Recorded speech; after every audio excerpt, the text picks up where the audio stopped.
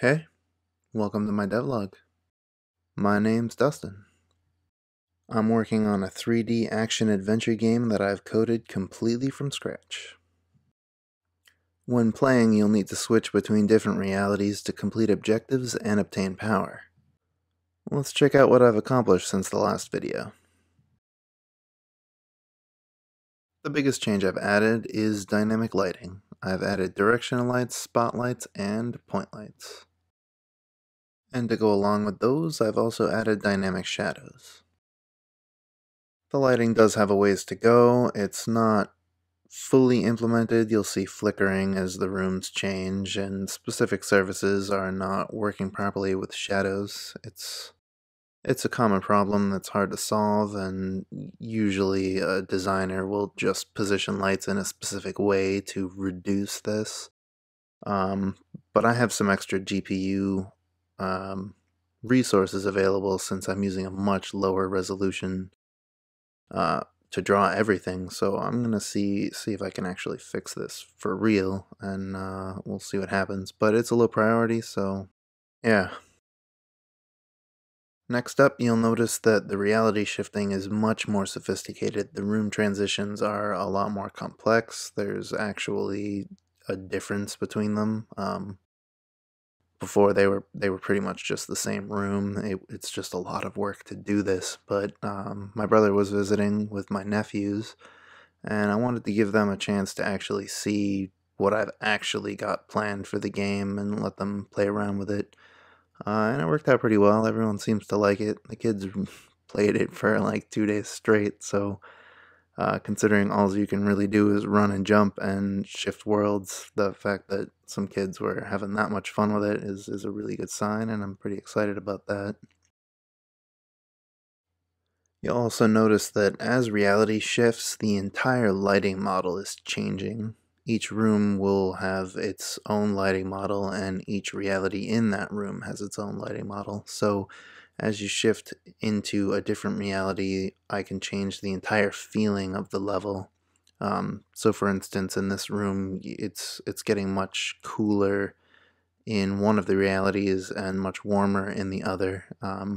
It's easy to mistake this as a day and night cycle kind of a thing, but that's not what's going to happen. Once there's actually a sky, the sky will actually be daytime in both of these realities. One's just going to be a cooler, darker feeling kind of a place. The next thing I did is get the mobile version of the game working. But before we get into that, let's get a quick workout in. Today is leg day.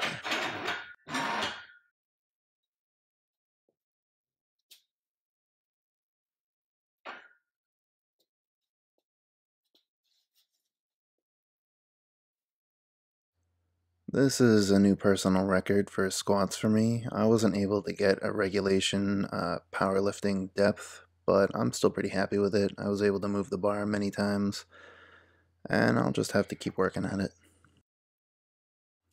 So I invested some time in creating a mobile version of the game. I added a special view controller overlay that can interpret itself as a controller. And I've added the analog sticks here, but it can simulate any control patterns of any kind. So you could easily just add a button that has turbo, or a button that inputs a key combination, or a lot of mobile games do the picture icons and stuff instead of just buttons.